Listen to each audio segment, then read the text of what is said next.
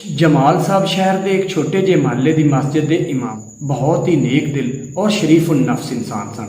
एक दिन हसबे मामूल असर की नमाज पढ़ा के जदों घर पहुंचे तो उन्हां दी छोटी बच्ची ने एक नवा सवाल खड़ा कर दिता। उन्हें कहा कि अब्बा जी, तुसां ईद उल फितर ते भी साडे नाल वादा कीता सी कि तुहानूं ईद कुर्बान ते नवे कपड़े लैके देंगे और हुण ईद कुर्बान नूं भी 4 ਤੋਂ 5 दिन रह गए, हजे तक तुसी सानू नवे कपड़े नहीं लैके दिते। जमाल साहब जिन्हां दी को टोटल 14-15 हज़ार तनख्वाह सी, वो महीने का राशन पानी बड़ा मुश्किल खरीद के लेके आउंदे सी, जिंदे नाल उन्हां दा गुजारा चलदा सी। वो नवे कपड़े बच्चों को कितों खरीद के देंदे। उन्होंने एक बड़ी लंबी आह भरी दिल विच तहैया किया कि मैं जिंदगी में जितना भी इलम हासिल किया है उसका इस्तेमाल करके मैं अपनी इस बच्ची नूं मुतमिन कर लांगा। लेकिन उन्हां दी इस मुश्किल नूं उन्हां दी वड्डी बच्ची ने हल कर दिता, क्योंकि उन्हें अपनी सिस्टर नूं कहा कि बाजी, ये तो ईद कुर्बानी का नाम है। अल्लाह ताला साडे कोलों इस ईद ते कुर्बानी मंगते हैं कि तुसी अपनी कोई प्यारी चीज़ कुर्बान कर दो मेरे रस्ते दी। इस ईद ते तो नवे कपड़ियां का हुक्म ही नहीं है, लिहाजा असी पुराने कपड़ियां नाल ही ईद गुजार लांगे।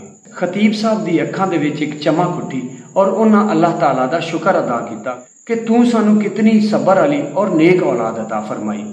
उन्हां दे घर दा मसला तो हल हो गया, लेकिन वो सानू एक छोटा जिहा मैसेज दे रहा है कि जिवें हसबे मामूल हर ईद ते सरकारी मुलाजमां नूं 4-5 दिन पहले तनख्वाहां मिल जांदियां ने, जितने बाकी भी मुलाजिम पेशा अफराद इन फैक्ट्रियां मिलां या जिथे भी काम कर रहे हैं उन्हां नूं भी 3-4 दिन पहले तनख्वाह मिल जाती है।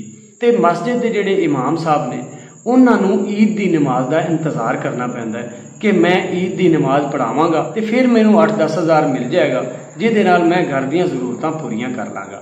जितने भी लोग मैनूं सुन रहे हैं उन्हां अगे इल्तमास है कि बराए मेहरबानी अपने इमाम मस्जिद का ख्याल जरूर करो।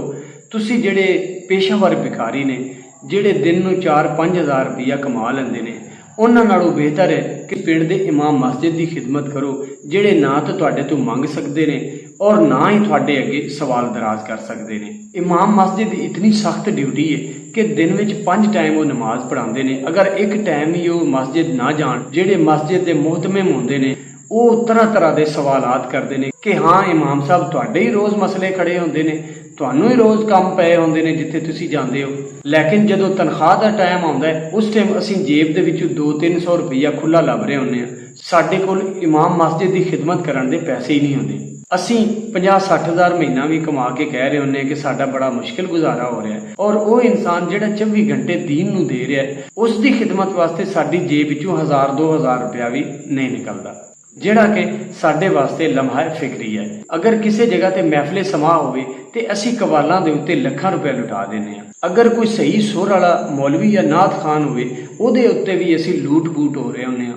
लेकिन जिहड़ा साडा इमाम मस्जिद हुंदा है उहदी खिदमत वास्ते सानू बहुत ज़्यादा मसाइल होंदे ने।